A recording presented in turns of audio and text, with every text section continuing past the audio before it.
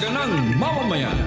Diskusyon ng taong bayan. Serbisyo para sa publiko. Usapang pamayanan.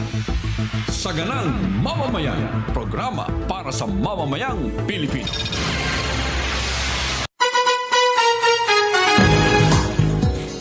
Araw na po ngayon ng Miyerkules, impunto, alas 5 ng hapon. Masayang Miyerkules, no, son? Ay, masayang Miyerkules dyan. Masayang Miyerkules sa lahat ng ating kababayan, lalong-lalo na yung mga nasa ibaing dagat na patuloy na sumusubaybay, nag-aantabay sa Saganang Mamamayan at naghihintay ng announcement. Welcome po sa Saganang Mamamayan. Yan. Mamaya, meron tayo.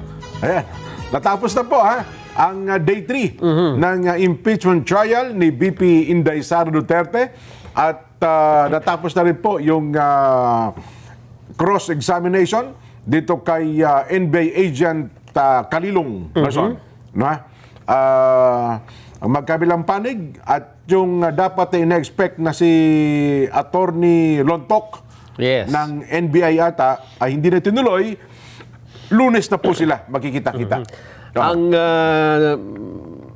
Ang sentro ng pag-uusap dito sa pagtestigo ni Agent Kalilong ay yung pong video na ginagamit nilang basihan para dun sa grave threats na kaso ni BP Inday Sara. Tangka sa buhay ng Pangulong Bongbong, ni First Lady Lisa at saka ni Speaker Martin Romualdez. Ayun, Yeah. yun lang naman yun, di ba? Oo, kaya naman yung iba ay nagtataka bakit yun lang naman pala yung i-testify nagpaikot-ikot pa.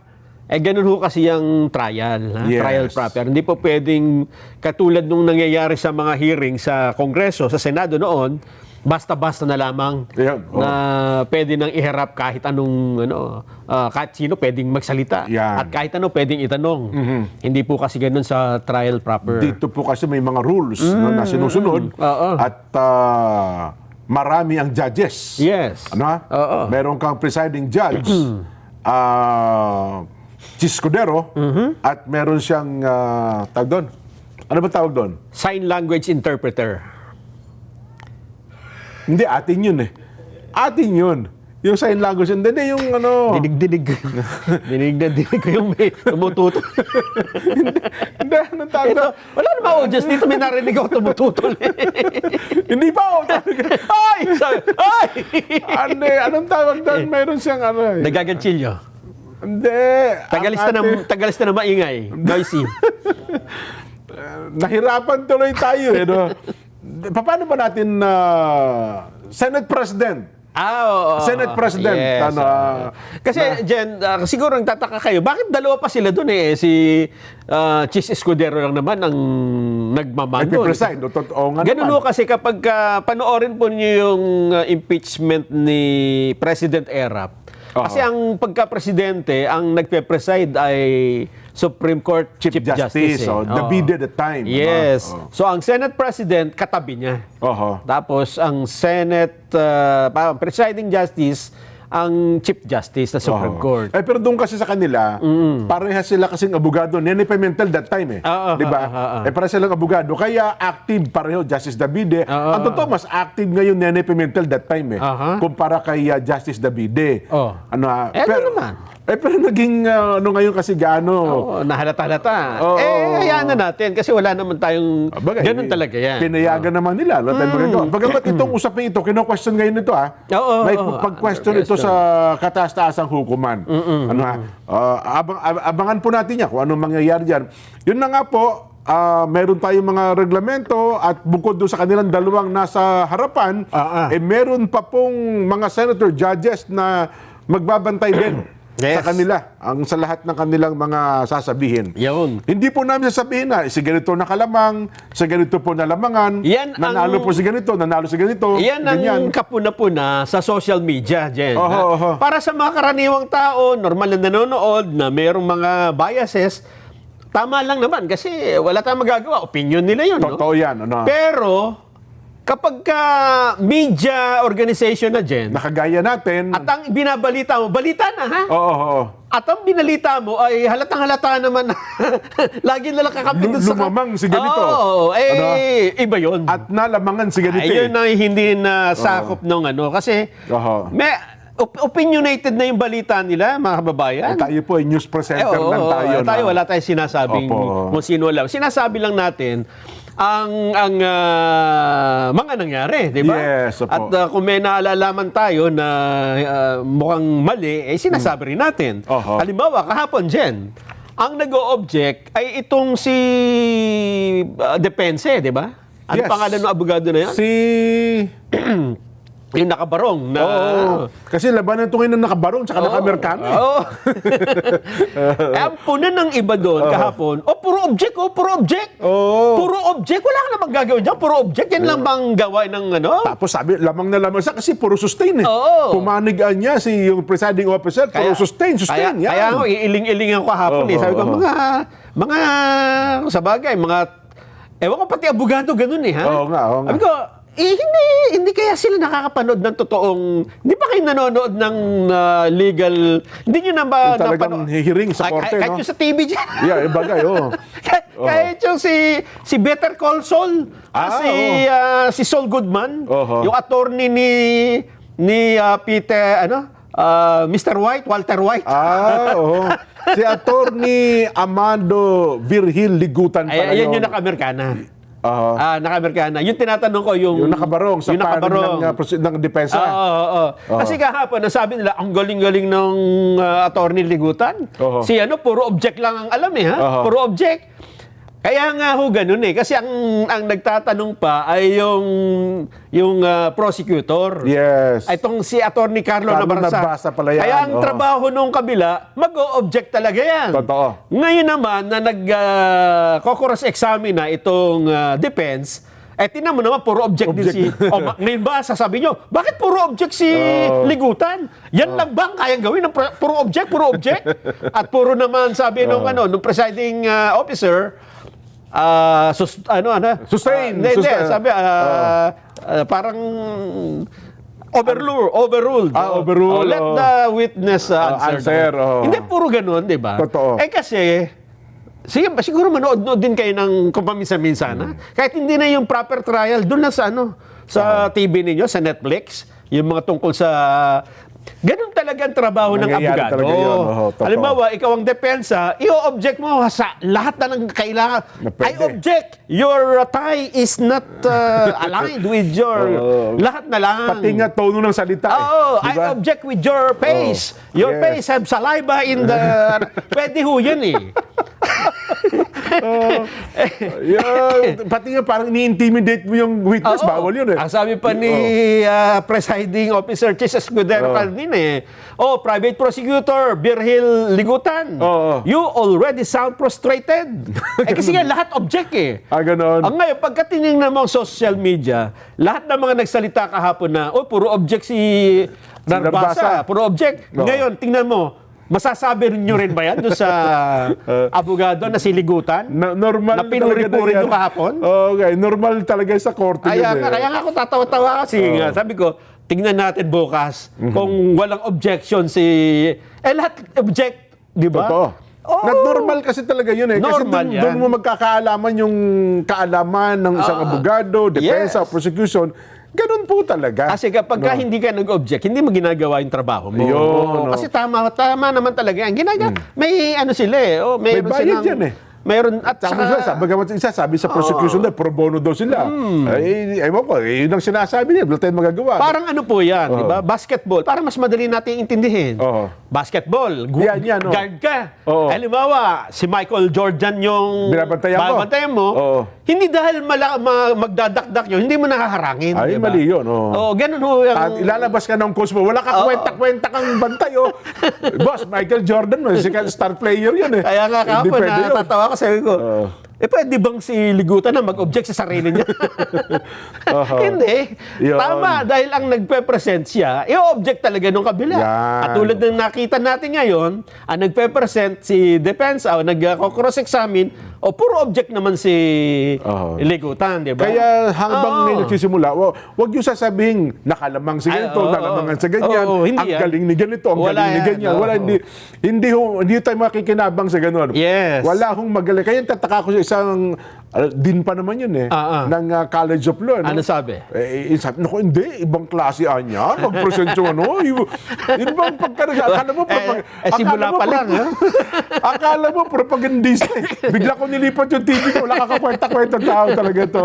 Sinira niya yung kanyang siguro kung mga law student, yung mga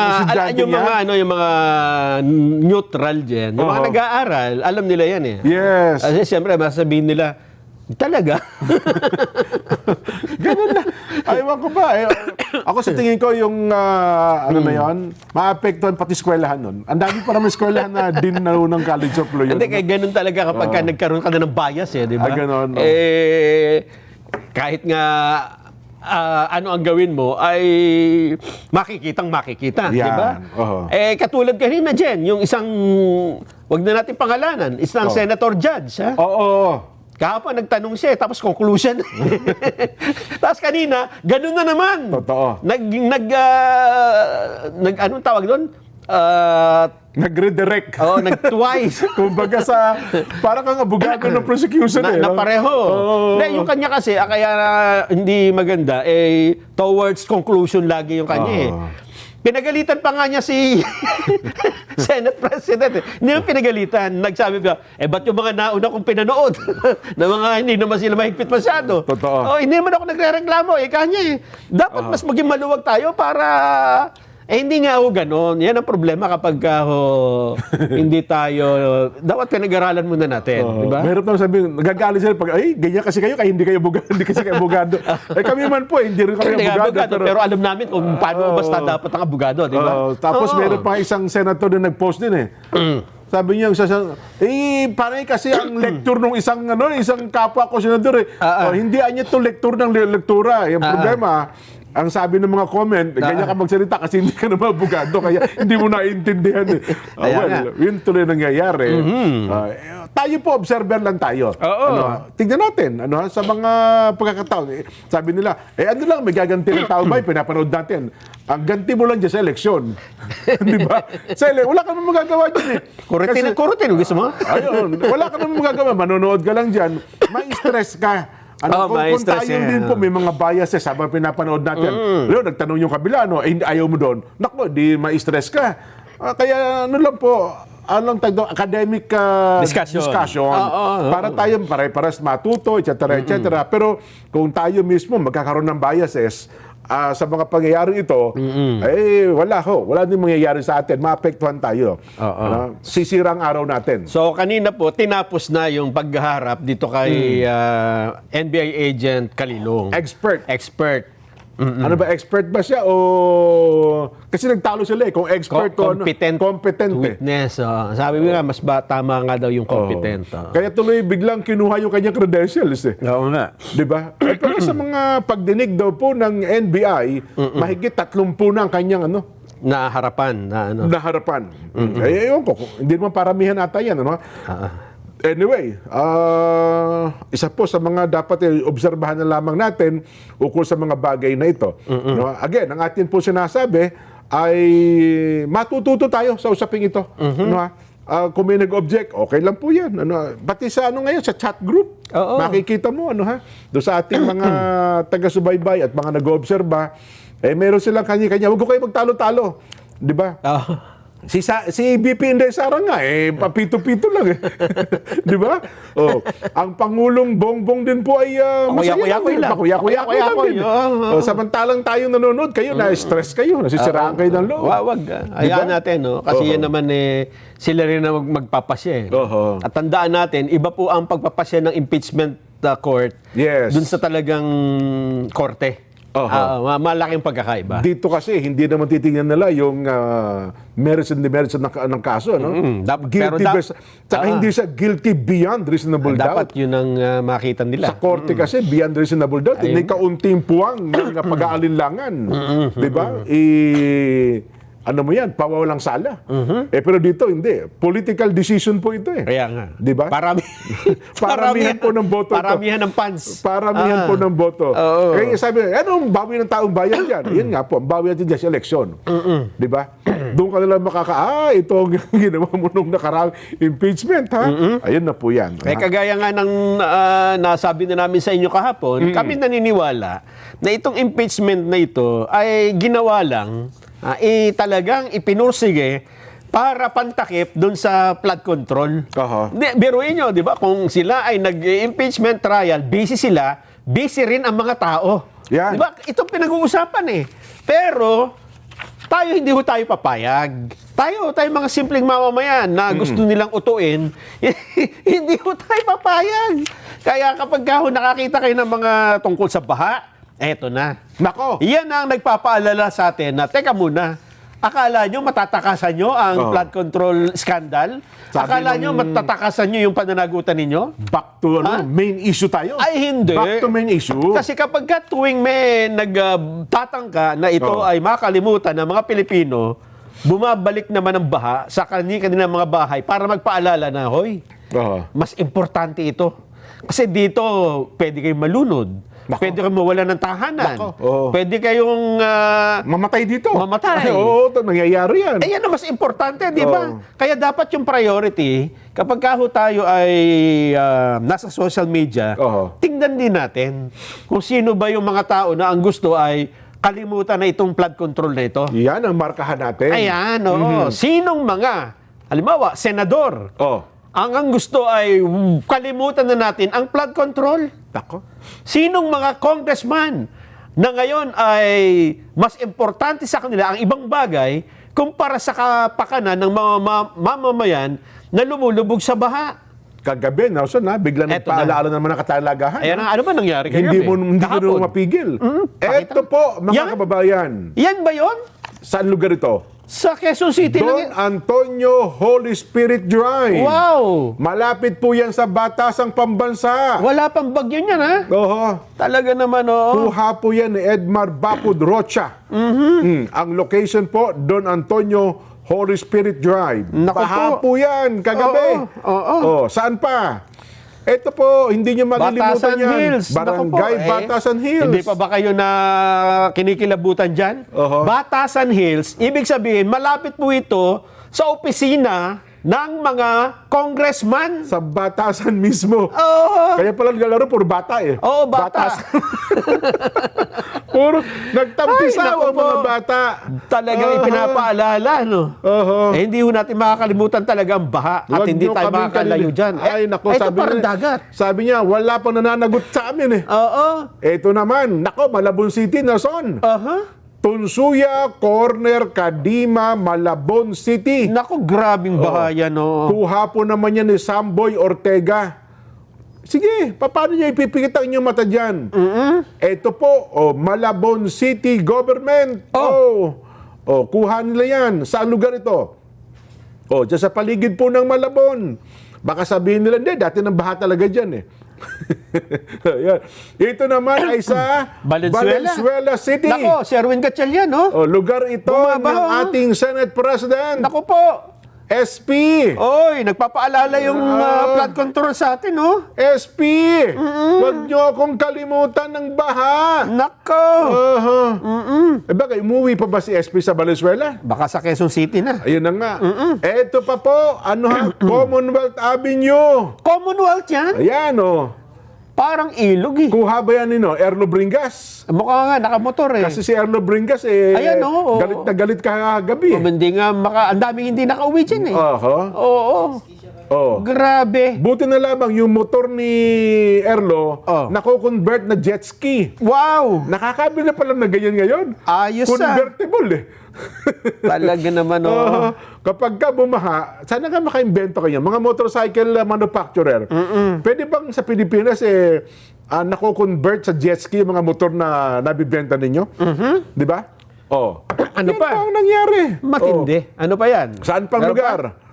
Ang mga kuha po ng mga netizen yan. Metro Manila lang yan dyan, ha? Opo. Di pa natin sinama yung sa probinsya. Ang buhos ng ulan kagabi, wala pang 30 minuto. Nelson, ha? Sandali nga lang, Sandali lang po. paano pa kung nandyan na yung bagyo? Oho. Kasi si Super Inday dyan, yung bagyo, Super Typhoon, bagamat hindi yan direct hit sa Philippines, Oo. magpapahahatak nga daw ng ng habagat At saka yung, Oo. yung localized thunderstorms. Ayun. Oho. At kapag ka nandyan siya, dahil sa lakas niya, at habang nagtatraverse, lumalakas din yung habagat na yan. Yes. Oho. Ibig sabihin, yung naranasan nating ulan kahapon, mas matindi dyan kapag ka mas malapit na itong bagyo dahil mas malakas na yung hatak. Ayun. Totoo. Naku po. Ay, nako. Alam mo ba ang niyan, ang diameter ng bagyo? Yung lawak. Yung Gano'ng lawak. kalawak ng barko? Kapag ka daw Ang yan, bagyo. kapag ka daw yan itinapat mo sa laki ng Pilipinas, yung sentrong-sentro, ha? Oo. Dulo-dulo. Oh. Ano daw, Batanes hanggang Hulo eh. Tako, Sakop matatakpan ng buong Pilipinas? Kung gitna ang daan. Mabuti nga lang Buti na lang, dumapis paakit na sa atin, ano? Oo, lumihis eh. Northern Luzon lang ang Alam mo ka sa pupunta yan? Saan daw? Sa Batak, Ilocos Norte yata eh. May hinahanap dun eh. May hinahanap eh.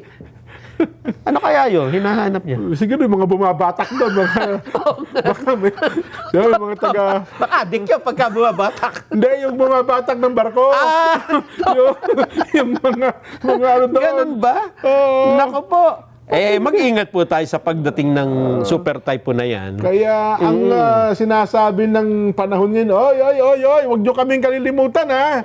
Wala pang nananagot sa amin. Yan. Pero sa social media ngayon, Nelson, ha? Oo. Ang kinakatwiran nila, bakit ngayon lang ba nangyari ang baha na yan? Matagal nang binabaha tayo eh. Panahon, noong nakaraang panahon pa talaga naman binabaha. Hindi na kayo nagbago. Hindi na kayo nasanay.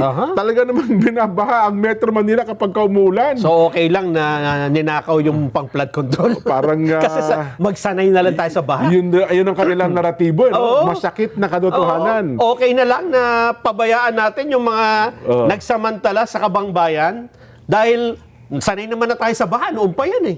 Hindi ko katwiran yun, mga Mali po babae. yun, mali. Pera natin yun eh. Mali yan. Mali. Siguro, pag ang mga nagsasabing ganyan, baka naambunan kayo.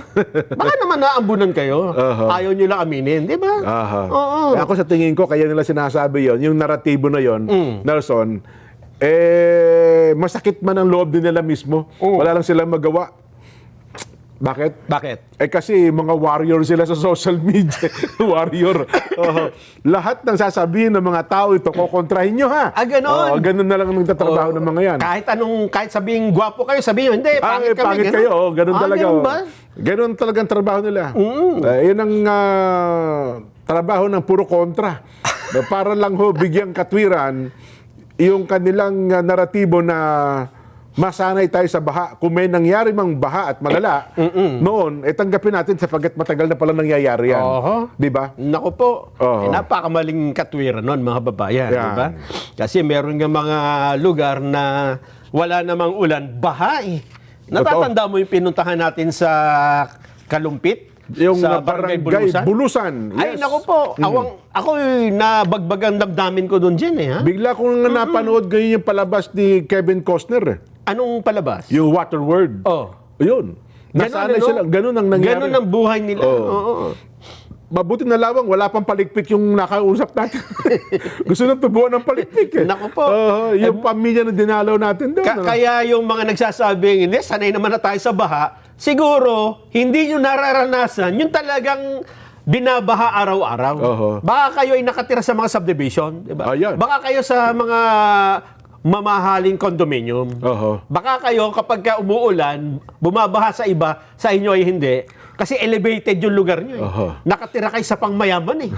Yun, baka ganun. Naku. Oo. Ay, naku. Pero para dun sa mga karaniwang mamamayan, naku, makikita mo kung sino ang minumura dyan.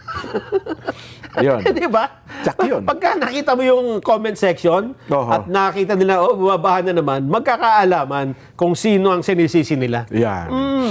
Yun po ang talagang gumagawa din ng kaparaan na Nelson ng ating panahon. Huwag niyong kalimutan na mapanagot ang may kinalaman sa flood control scandal na nangyari po sa Pilipinas. Yes. Yan, Pahit na tayo po ay nandiyan na ngayon sa usapin ng impeachment, sana Nelson, tatapusin natin? O, bagay ang problema kasi wala ng special session eh.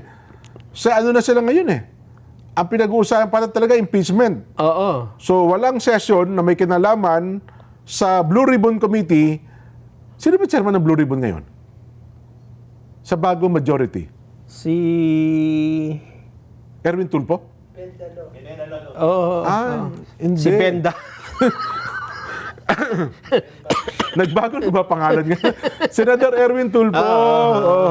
Bakit? Mukhang wala siyang plano. Wala naman siya interes. Kasi siya nagsabing, yan lang ba ang pag-uusapan natin? Oho. Diyan na lang ba tayo iikot ang buhay natin sa flood control? Mag-move forward na tayo. So ngayon, impeachment na. Oo. Ay, teka lang, naalala ko, totoo ba yung pinost na, ewan ko kung ito kumalat sa social media na may picture ito si Senador Erwin Tulfo, tapos meron daw sa mga taong ingungudgud sa karsada Bago hindi man totoo yun. Hindi naman. Totoo yun. Buti na Kilala ko lamang. yung personal yan ang kaibigan ko yan Si Erwin? Kasama ko sa kabilang. Oo nga pala. Well, in fairness. Hindi ganyan yan. Hindi na na pala. gagawin yan. So yun po, nililiwanag lang natin na kasi ang kalat na kalat sa social media, maraming galit na galit. May gumawa lang yan. Ayun. So in fairness, gagawin yan. para po kay Senator Erwin Tulfo, pero wala rin sa atang wala siyang statement na pinabubulaanan niya. Ako na magpapabula. Kaibigan mo nga. Naniniwala ako, kaibigan mo. Huwag niyong masyadong si pero ako kung aksi yun, ako, di ba, nag-viral sa social media. Agad-agad maglalabas ako ng, hindi ho totoo yan, hindi po baka akin hindi pa yan. niya nalalaman. Baka hindi pa niya nalalaman. Sobrang viral na yung May video. papaalam ko sa kanya. Sige. Hindi, bakit nanonood naman yung mga staff niya sa atin. Hindi niya gagawin niya. Yung statement na ganyan. Ayun. Kung wala man, sana ay maglabas ng statement na pinabubulaanan niya na sa kanya nang galing yun. Baka hindi niya po alam, Senator Erwin. Sabi nga po ni Nelson, na kaibigan ninyo, hindi naman pala totoo. Alam ko hindi niya gagawin. Hindi gagawin. Kasi meron kayo nilagay na pahayag dyan. Kasi kaya alam ko kung bakit. Bakit? Kasi marami na ring mga ganyan ang lumabas na ito para lang maging fair tayo. Halimbawa, yung actress na si Gladys Reyes. Ayun, yun, Ginawa pang AI. Ayun, Na ang kanyang kinukundina, yung rally ng AIDS. samantalang kaanib siya. Hindi niya gagawin yun, di ba? Yes. Kaya alam ko ito, may mga, ganito ho yan mga babayan. May mga gumagawa talaga ngayon ng parang totoong statement.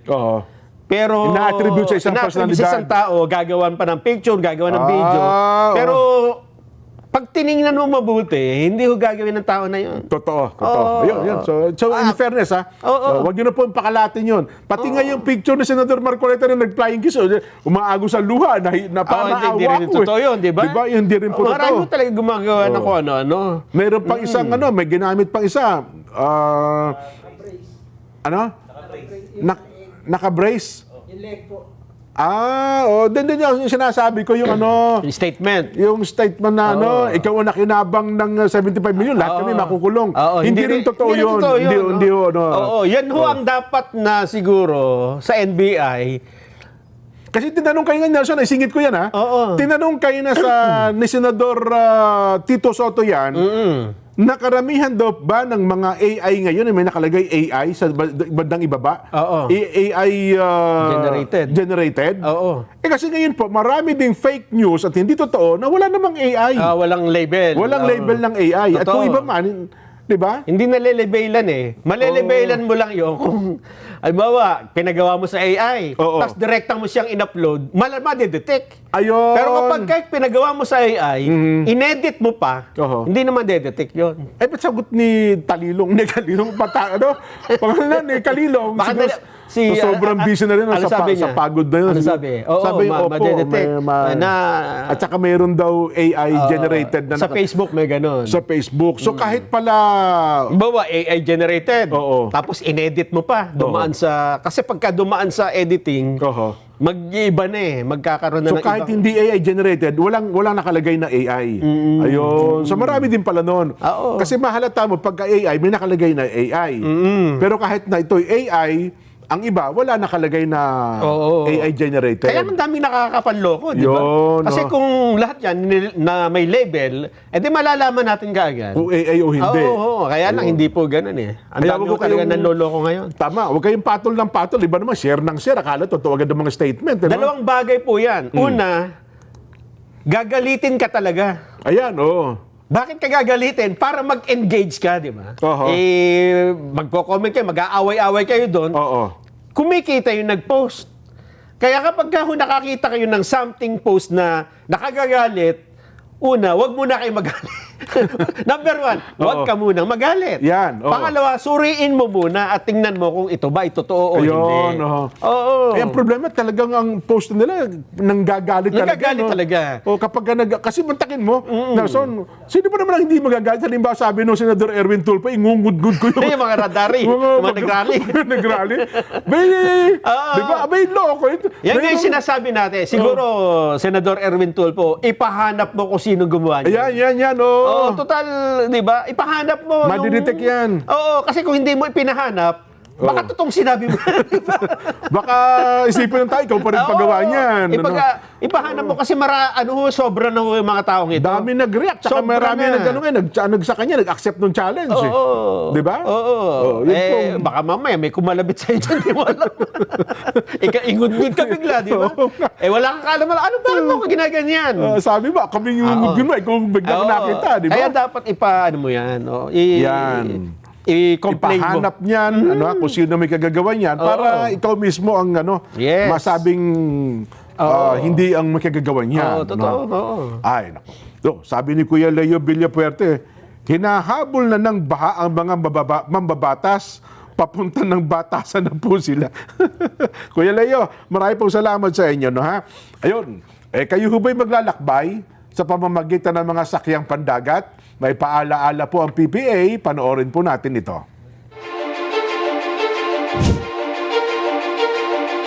The Philippine Ports Authority, or PPA, is the nation's premier maritime agency, steering the course of progress through the archipelago's vital ports and harbors. PPA is among the strongest economic performers in Southeast Asia, according to Drury Maritime Research.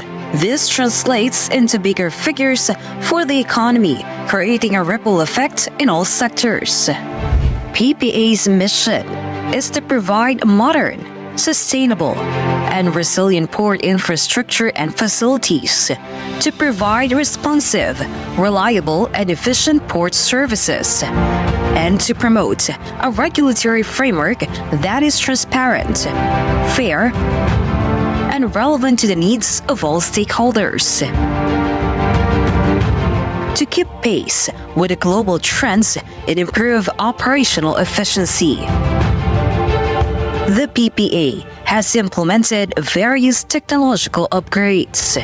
Mas maganda lang pong bumiyahe ngayon sa ating mga pantalan dahil nakita naman po natin mas madali na, mas convenient para sa lahat. Lahat po ito ay bahagi ng ating pagsasaayos ng ating mga pantalan para na rin po sa matagal ng hinahangad o nire-request ng mga pasahero natin na gawing mas maganda at mas kaaya-aya po yung mga pantalan natin, lalong-lalo na po yung mga terminal para po sa lahat. Legasiya po nating lahat ito na tayo ay makakaalala so many years from now na tayo po ay naging bahagi ng pagpapaunlad po dito sa pantalan. The Philippine Ports Authority stands resolute. Its mandate, vision, mission, and transformative projects, setting the course for a maritime future that resonates on a global scale. Philippine Ports Authority, linking the Philippine Islands to the world. Marami pong salamat, PPA. Magbabalik pa po ang Saganang Mamamayan.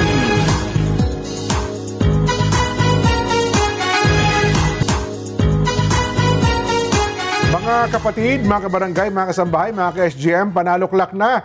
Heto na po ang panalo tip para masulit ang budget natin sa bahay. Dito na tayo sa Always Panalo.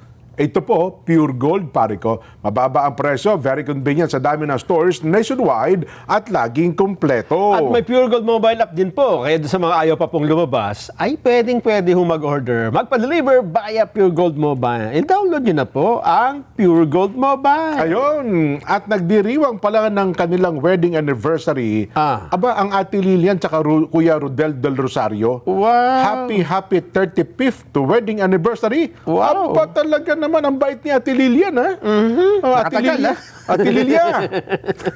Hanga po ako sa'yo. Ilan taon? Ilan taon? 35 taon. Oh, Ay, nako. Guinness Book of World Records yan. Ay, no? nako. Mahirap tumagal dyan.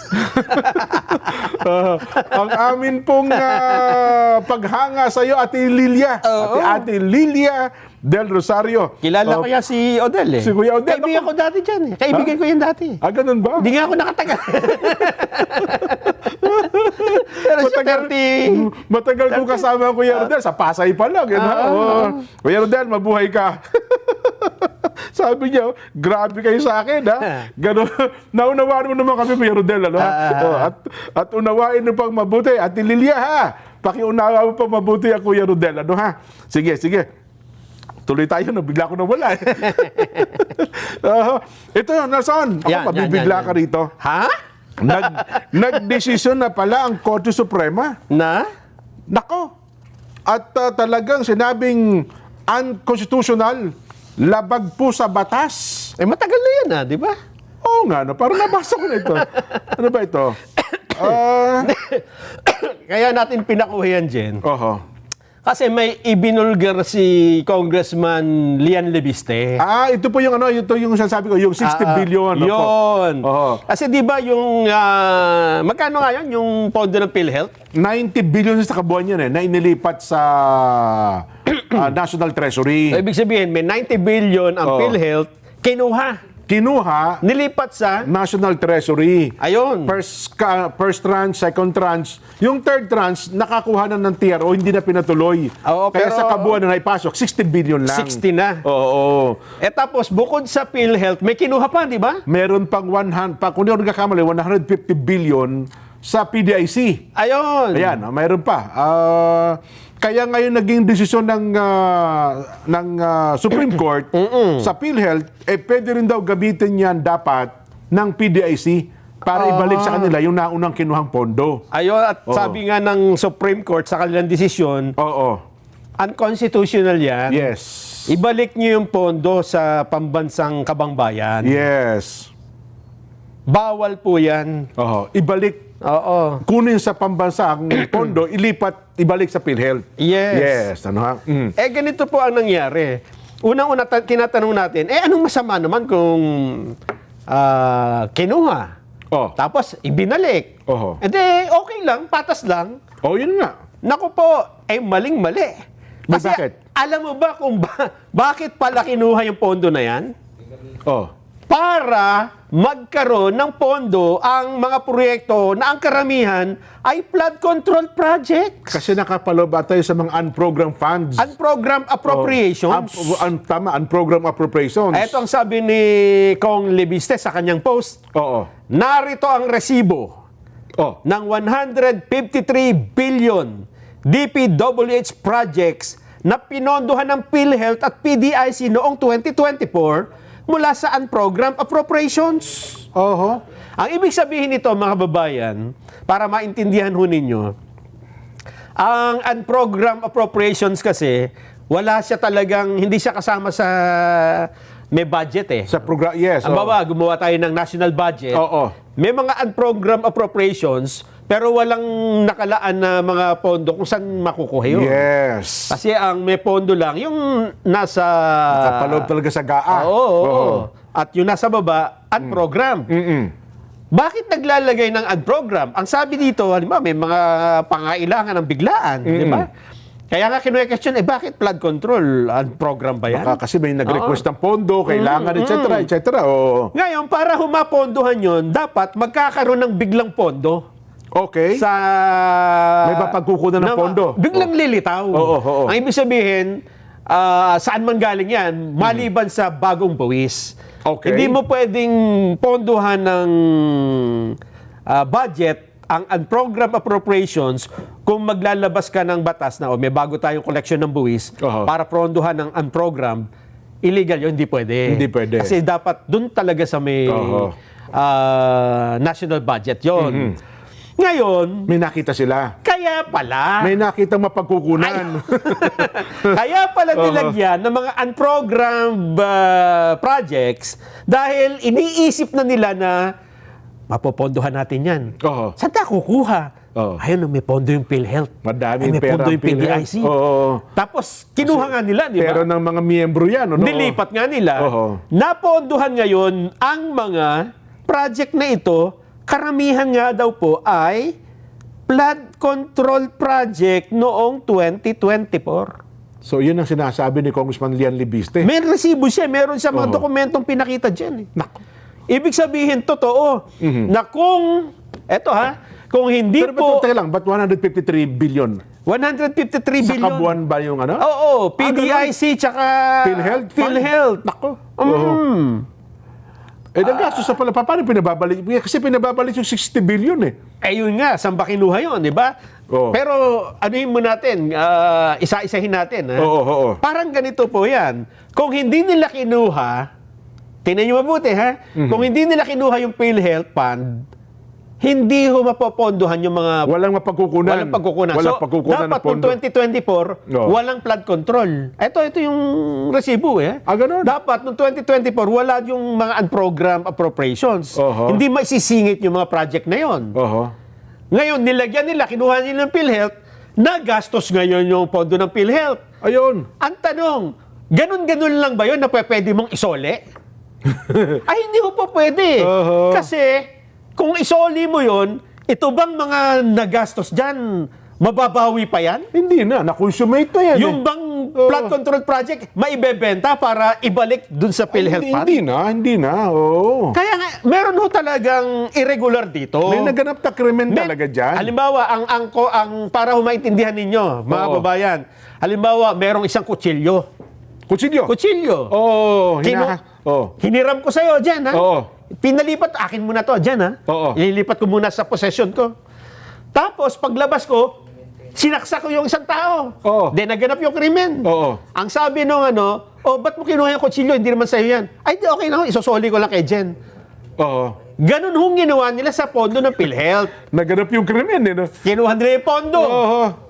Pinasak nila sa mga questionable Mga proyekto nila. Flood control. proyekto. Oo. Tapos sinabi, illegal nyo, isoli nyo yan. Kumuha ng bagong pondo, sinoli sa'yo. Paano yung ginawa nyong... Double whammy yun. Hindi Kasi ba? ang pinagkunan mo, pondo rin ng galing sa taong bayan ayun din. Hindi nga po pwede yun. Oo. Hindi nga pwede. Dapat kung siya nasa uli mo, yung pera mismong yun, ayun ang sa uli mo. Yes. Hindi yung galing sa ibang pondo. Ginastos mo sa illegal na project. Oo. Dapat, kunin mo rin doon, di ba? Eh, O sabi- kaya, galing sa bulsa nyo. Oo. Dahil kayo nakinabang eh. Nako, sabi niya, paano ba isusulit na nagastos na natin yan? Ayun di o, ba? malaking kabulastugan bang tawag Oo. doon? Hindi ba? Kaya dito, yung pinailan sila ng class of plunder yan eh. Ayun, ba't tayo mo 60 billion yun? 60, Oo, tsaka 100 billion yun eh. Pero ang ginawa ata ng ombudsman dyan, hindi pa nakakalapag yung complaint. Pinawalang sana Ay, eh. ano kagad eh. Oo. Binasura na eh. Ganyan po, umiiral lang. Pero may grupo ng mga doktor Oo. at mga inhinyero at Nelson, minsan di ba nakapanayam natin dito na iaapila nila yung naging desisyon ng ombudsman para ipawalang sala itong mga taong ito? Tama lang. Oo. Kasi unang-una, damage has been done. Yun. May danyos eh. Ibig ba sabihin may danyos, walang may kasalanan? Ay, hindi pwede. Pwede bang may danyos? Oh. Hindi, we are exercising presumption of regularity. Regularity, inabuso nyo na lang inabuso yung regularity na yan. Bilyong piso yan eh. Una, ginawa niyo irregular eh. Oo. Di ba? Oo. Ayan pala, sabi ni Kong Lian, no? Yan daw po resibo. Tama, no? 152 billion pesos. Kasi nakita niya, pag tinotal mo, katumbas ng presyong kinuha sa PhilHealth at PDIC. Tapos may mga SARO number pa pala, no? May number pa. Oo. Kaya nga po mga babayan, dapat dyan yan ang dapat na may nananagot. Kasi ito, pera ng bayan. Hindi lang basta bayan dyan eh. Pera ito nung mga nasa ospital. Yes. Nung mga humihingi ng gamot. Diba? Pera natin yan kasi naguhulog tayo ng PhilHealth eh. At Nagko-contribute tayo eh. Para yan sa kapakanan ng kalusugan ng mga mamamayan. Pero anong ginawa po nila? Ginawa nilang flood control project na wala namang control, puro flood. So, ibig sabihin, yung perang ibinalik nila, hindi pala pera yung talagang ibinigay? Sabi kinuha sa ibang lugar? Nagastos dyan eh. Nagastos. Pinaglaanan nila. Parang ganito. Yung illegal, ginawa nilang legal. At yung pinambayad sa illegal, legal. Double whammy nga tayo dyan. Dalawang illegal ho yan. Dalawang illegal. Ay, nananawagan. Sana ipaliwanag ito ni Executive Secretary Ralph Recto. Ano sagot nila dito? Sabi niya, hindi, wala akong kasalanan dyan. Sinabi na ng Supreme Court, wala akong kasalanan. Hindi, ombudsman pa lang. Ganun ba? Asa na yung danyo? Kasi sabi, hindi, malinis naman niya intensyon ko dyan eh. Ewan ko kung... Pagkakalaban talaga. Samantalang yung ibang kalaban nila, hindi, malinis pa ang konsensya ko dyan, kaya ako nag-donate ng ganyan. Di ba yung kay Senador Marcoleta, yun ang ginagawa nila? Donasyon nga yun. Tsaka diba? Campaign contribution, campaign funds yun eh. Campaign fund. Paano ito, mga babayan? Ganyan na lang ba ang usapan sa Pilipinas? Na kapag tayo ang kakampi, okay lang, gawin nyo yan. Wala na. Okay, gawin nyo kung anong gusto nyo. Pagka hindi ka kakampi. At ikaw pa yung nagtuturo na, ito yung maling ginagawa nyo. Ay, hindi. Ikaw ang mali. Ikukulong ka namin. Kakasuhan ka namin. Kaya... Mabigat ang laban. Nagluluto na nga ako ng adobo dyan eh. Magbabig mo na tayo. Adobo. Ninervous na ako sa adobo. Paborito ko yan eh. Paborito ko yan. Oo nga. Kaya lang dapat, pag nagluto ka ng adobo, dapat authentic. Ganon. Meron kasi mga peking adobo eh. Hindi kasi authentic yan. Adobar talaga yan. Adobar mula sa salitang... Hindi. Adobar? Adobar. Teka nga, magbe-break lang ho kami. Magbabalik pa po sa Ganang Mamamayan.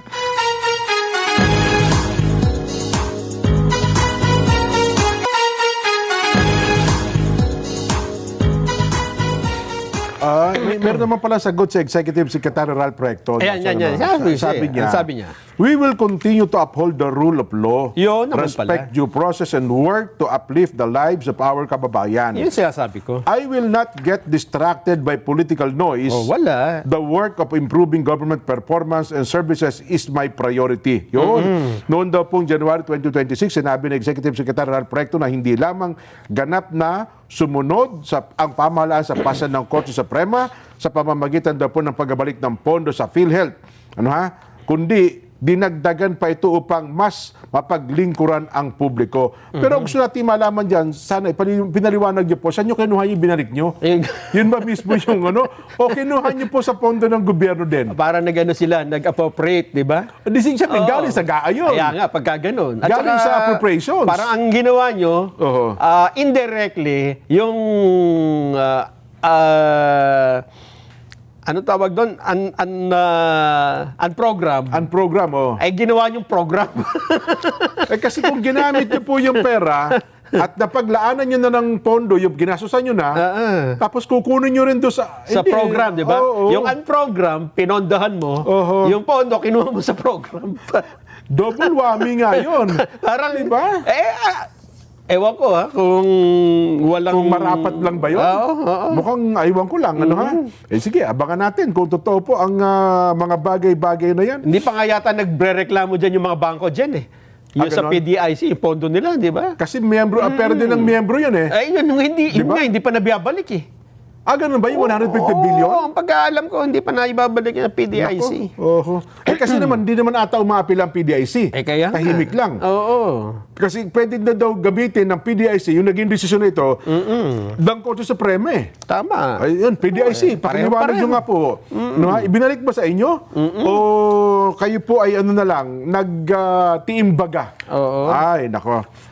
Happy birthday muna. Ito Sino la, yan? matagal na ito nanonood sa atin dyan eh, ha? Oho. Araw-araw doon nanonood ito eh. Si Kaed Pormento. Ba, ang Kaed, kamusta na? Oo, happy birthday ng Kaed. O Ayan. ba? At ganoon din po kay Sis Geraldine Makaraig ng Batasan Hills. Okay. Binabaha kayo dyan, ha? Oho. Happy birthday po, Sister G. Makaraig. Ayan. At kay Arcelita Tebes, happy birthday from Lingunan, Valenzuela. Ako naman ay nagpapasalamat kay Ate Rochelle Gomez. Oh. Si Ate Rochelle ang nagluto ng suman, Oy. sinukmane, Oy! ng bilo-bilo, Iyon. at saka ng pansit na masarap na pinadala po ng Kasani Korea. Aha. Galing po sa US of A. Aha. Nako, grabe. Naawa ako sa doon sa rider, Nelson. 3 araw na nagmotorsiklo galing Amerika, makarating lamang sa Pilipinas. Oho. Salamat po, Kasani. Kayo talaga ay napakabuti niyo po sa palatuntunan ito. Sabi niya, Jen, kayo ni Nelson ay nakabantay kayo sa impeachment. Habang nagbabantay kayo, kumain kayo ng pansit, bilo-bilo, Yun. at saka ng suman. Yan. Ayan. Thank you po. Huwag kayong magsawa, Kasani, ha? Happy birthday din daw po kay JC Tagapan ng Amparo, Quezon City. Ayan. Ang sabi naman ni Patrick De La Rosa na siya ay nasa Spain. Oy, Patrick. Ang tawag daw ng mga Kastila andyan sa adobo Oo. ay adobado. Adubado. Adobado. Ganun. Ayun. Nabago lang daw pagdating sa Pilipinas. Adubar. Oo. Naging adobo. Uy, paborito natin yan, ha? Sa mga senator judges pala ngayon, Nelson, Yes. 2 senador pala ang talagang may matagal ng karanasan sa takbo ng impeachment. Ay, laging nandyan. Oo. Panahon pa pala ng dating Pangulong Joseph Estrada at dating Chief Justice Renato Corona. Naka-attend na sila. Sila kasama, parang senator judges sa sila noon. Yes. At hanggang ngayon daw po kay VP Inday Sara Duterte. Sino-sino yan? Alam mo ba kung sino? Una, Senator Loren Ligarda. Aha. At ganun din daw po, sino isa niya ang binabanggit? Ayun. Na ngayon po ay nagsisilbing Senator Judge din daw po Senador Loren Ligarda sa impeachment trial ni Vice President Sara Duterte. At isa daw po sa 2 senador na nakilahok ngayon sa mga impeachment trial ni na dating Pangulong Joseph Estrada, dating Chief Justice Renato Corona, at ngayon nga po kay VP Sara Duterte. Binabanggit po ni Senadora Loren na mahalaga nakabatay lamang sa ebidensya, konstitusyon at batas ang paglilitis. Sa deliberasyon po, nung unang araw, July 6, iginiit po ang pagpili ng mga presiding officer ng impeachment court. Dapat nakaayon daw po sa layunin ng 1987 Constitution para mapanatili ang kredibilidad at legitimacy ng naturang proseso. Binabanggit pa po ni Senador Loren na nakabinbin ang usapin sa Korte Suprema kaugnay ng mga naging hakbang ng Senado at nilinaw na hindi ito naapektuhan ng magiging pasya ng hukuman. At kayo nga po ay nagpapatuloy ang pagdinig. Kayo na nga po ay natapos. So, antabayan din natin pala, no? Sana, ano ba ito? Urgent motion ba ito sa Supreme Court? Yes. Na ipinail mismo ng kampo ni VP Sara, no? Papaano ang pagkilala nila sa tumatayong presiding officer ngayon? Tama. Paano kaya halimbawa lang naman, sinabi hindi tama ito, dapat yung kung sino ang Senate President, yun ang ang maging presiding officer. Ito, ano lang yan. Kung ako ang Supreme Court, sasabihin ko, ituloy nyo lang yan, palitan lang natin yung presiding officer. In case na gano'n. Ganon. Dati ako- Kung sabihin niya, palitan natin ng Senate President. Pwede rin. Paupuin nyo ng Senate President. Okay, na-question pa yata yun, di ba? Habang may... Ay, yan pala mas una, yung na-question yung quorum. Di ba, yung 12?